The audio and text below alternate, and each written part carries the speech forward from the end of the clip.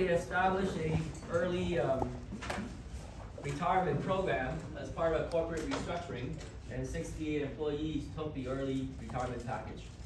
So now the company has the following obligations or payout over the next 8 years. So there's the 8 years, and there's the amount of money they need to pay out.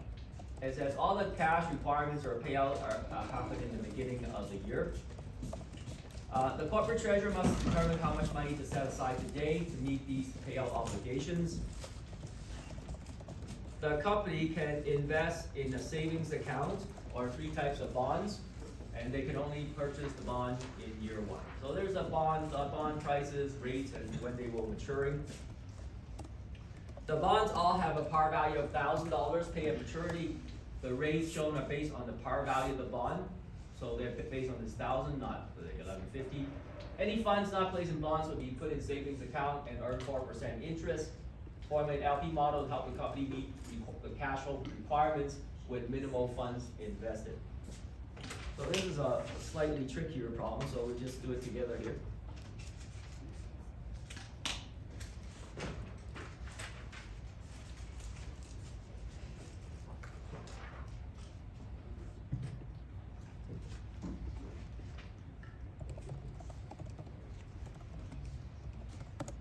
Okay, so we have our finance example here. And this is financial planning.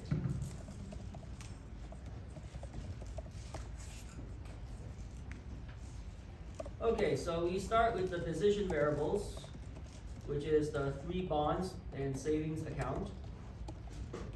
Okay, so there are 3 bonds that we can buy, right? E1, E2, E3. We have bond prices over here. So we can define it as units of each bond divide, units of each bond divide. So this will be units of bonds, 1, 2, 3, divide.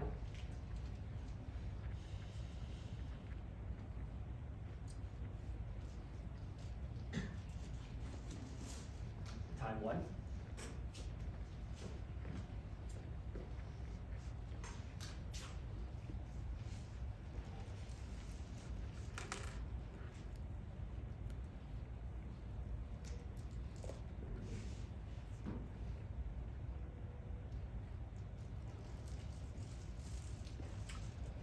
Then each year we could put some money in the savings. So I'll let ST be amount of money put in savings in year T.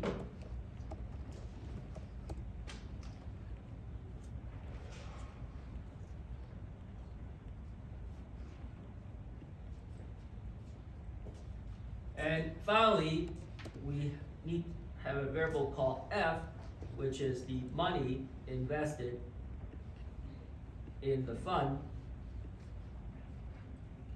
at time 1 or at the beginning. Okay, so F is then the money we put in initially into the fund.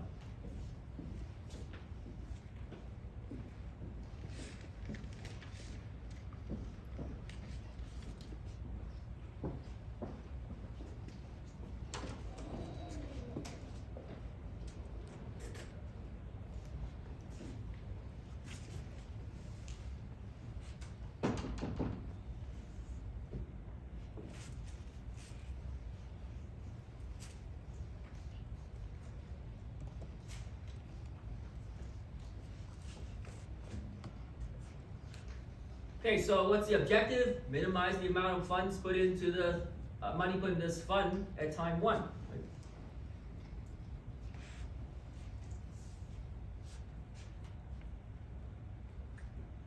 And then we have constraints. And really, there's one. You just gotta make sure you got enough money to pay out each year. You gotta make sure you got enough money to pay out each year.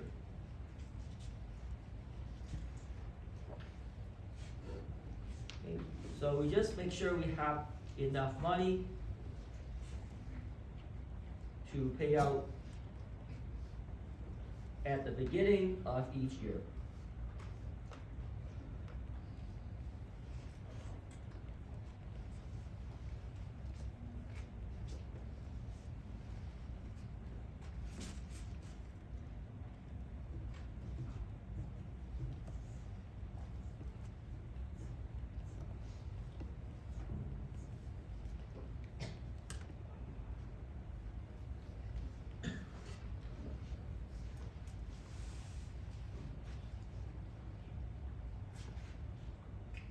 And so what we have is an accounting equation for that. So funds available in the beginning of the year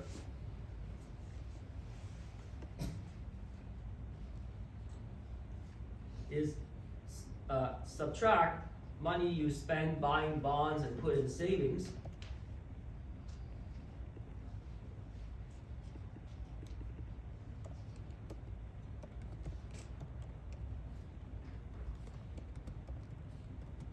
is then money left to pay out.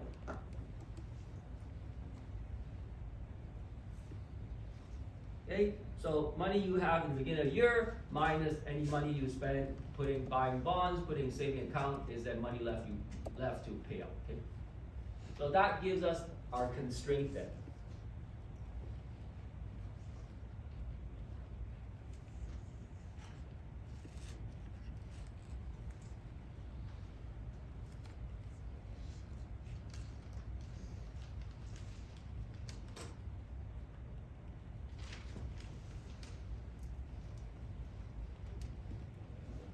People find assignment 1 hard?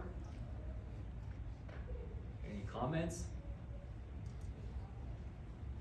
Yes? It was good. It was good? Yeah. Okay. Does that translate to hard or not hard? It was manageable, wasn't it? Manageable? Alright. Keep in mind on the midterm, you would only have allowed maybe 15 to 20 minutes for each of those questions. Okay, so we look at year 1. So what's amount of money we have in year 1? Well, we put $F into this thing, right? Then we subtract money we spend buying bonds. Well, we can buy some bond 1, 1150, buy some bond 2, buy some bond 3.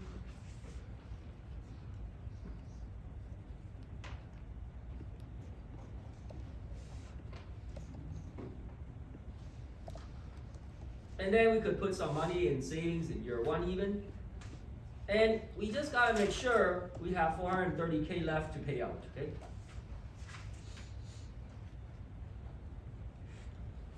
Okay, we just gotta make sure we have $430K left to pay out. You know what, maybe I put the zeros here in the first one, and then I just put K in the subsequent ones.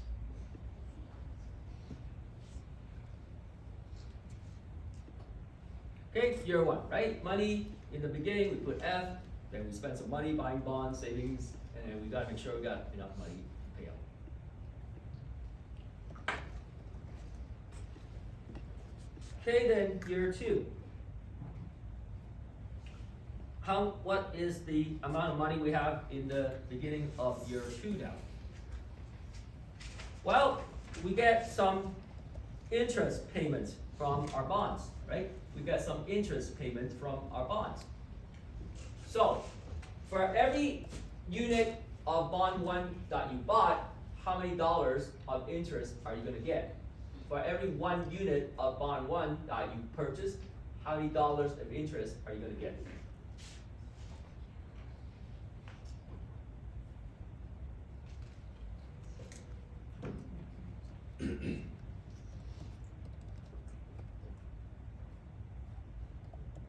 Yes? 102.06 for the first one. No, because rates are still based on par value of the bond.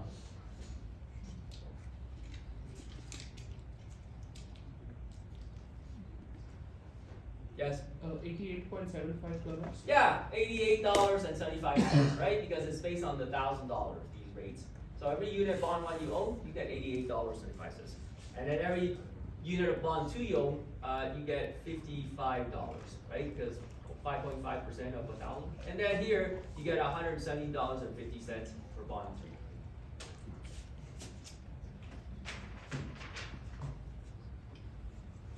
3. Okay, so therefore, for year 2, we get $88.75 for each bond 1 we own, and we'll multiply by number of bond 1 we bought. Every bond 2 will get $55 of interest, we'll multiply by number of bond 2 we bought. Every bond 3, $117.50, we'll multiply by bond 3 we bought.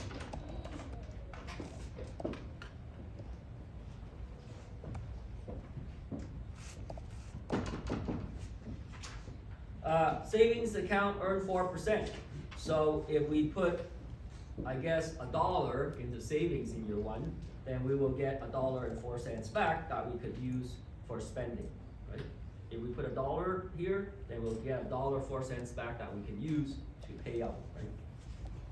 And then we can subtract money. We can't buy bonds anymore, but we can certainly put some money in savings account year two, and we just gotta make sure we have 210 to pay out, okay? 210 to pay out.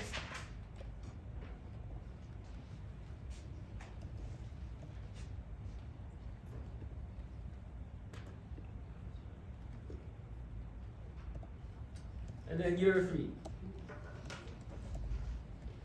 Well, nothing's different. You get payment from all your bonds.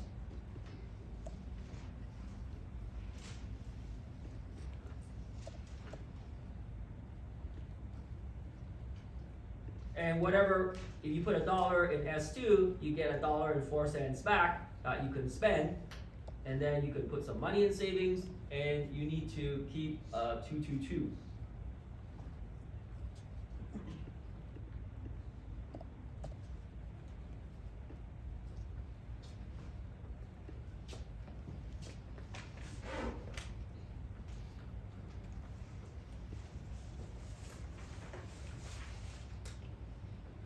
So nothing really exciting happens until you get to year 6.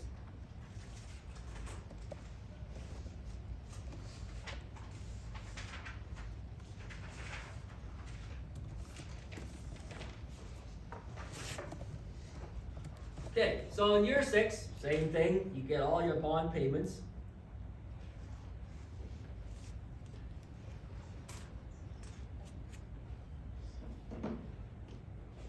Get whatever savings you put in year 5, you get $1.04 back that you could use.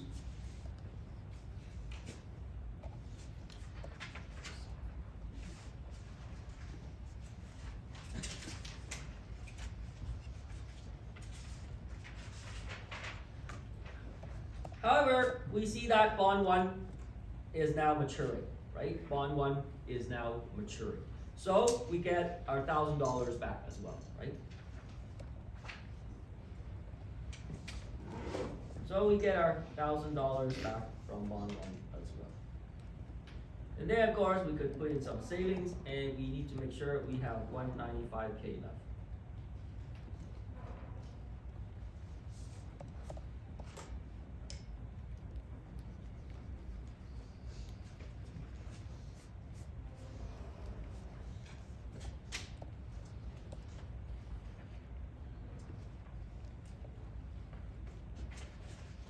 I will let you do year 7 and 8.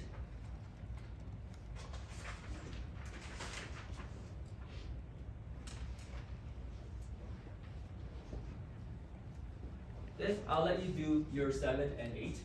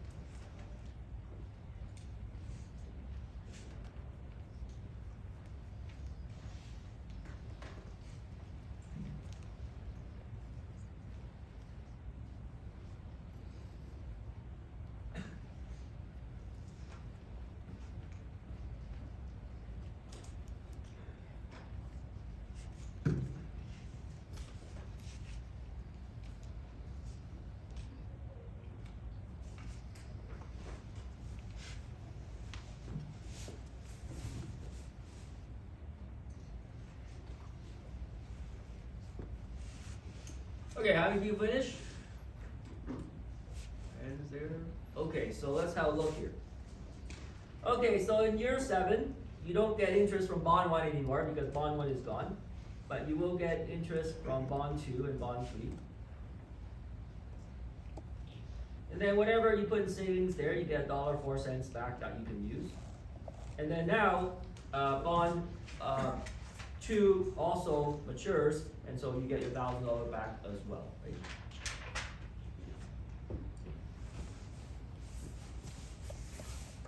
And then you can put some money in savings, and you need 225.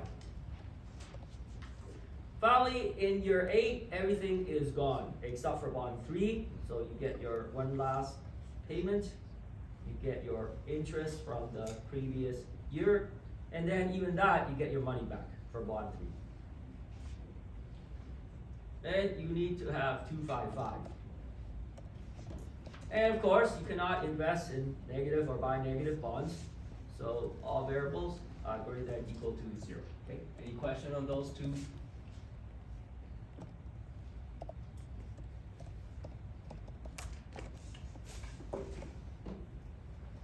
So these financial planning is basically the fundamental tool for all those, mutual fund finance, companies that advertise and come up with all these tools to help you manage your retirement, figuring out how much money you need to put in now. They have some project rate of return, and then they'll tell you that if you want, to retire with $50,000 a year, in income, that this is what you need to, how much money you need to put in, and so on, right? So this is basically the basic building blocks of those kinds of model and application. How about we make some modification to this? Suppose there's a bond 4.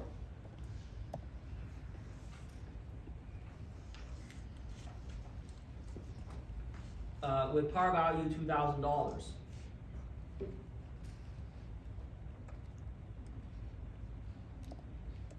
Pay 6% interest, but not available to purchase until year 2. Because some company announced they're going to release some bonds next year, right?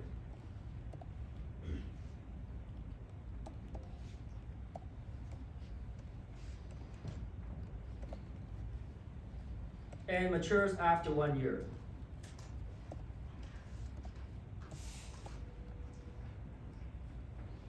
And so what changes do you need to make in the model?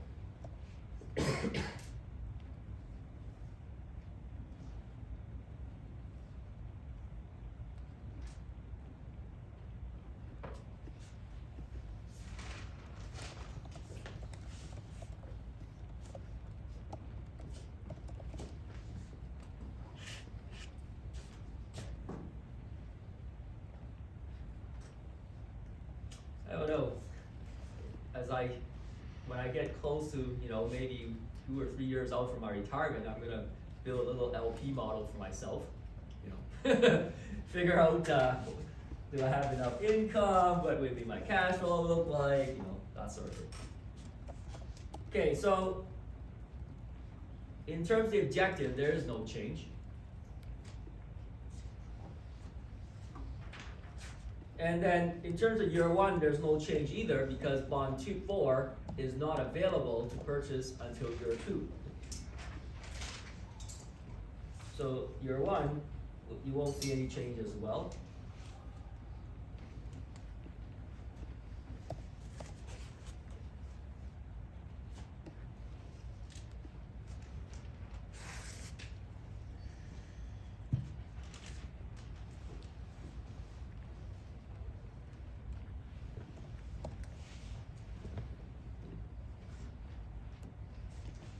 And then year 2, something will definitely change, right?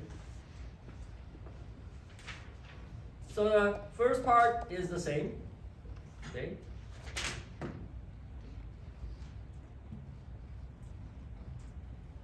And now, in addition to putting savings, you can also buy some bond 4 at the par value of $2,000.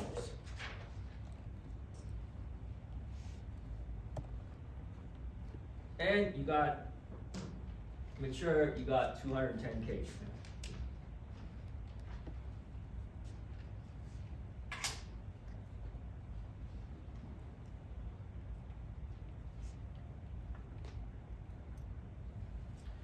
Then we have your 3, same as before.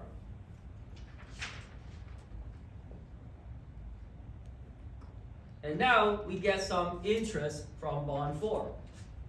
For each unit bond 4 we own, how many dollars do we get?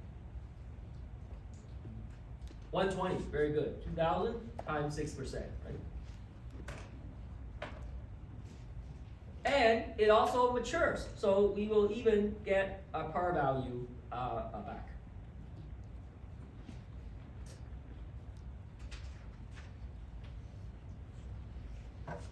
Okay, so just some slight variation in there,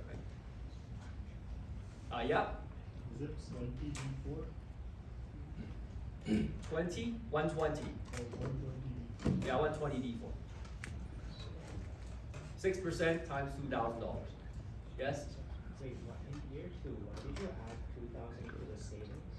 I did. I had 2,000 times bond 4 because now you can also buy some bond 4 in year 2. Anything else here? Okay, now we look at our scheduling problem.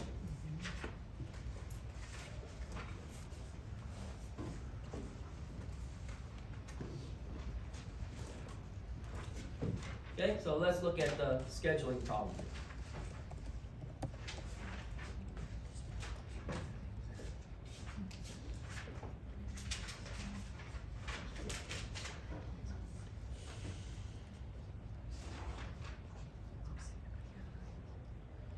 Okay, so here we have an operations management example, and then next class will be all operations management example, and we have personal scheduling of this Union Airways. It says Union Airways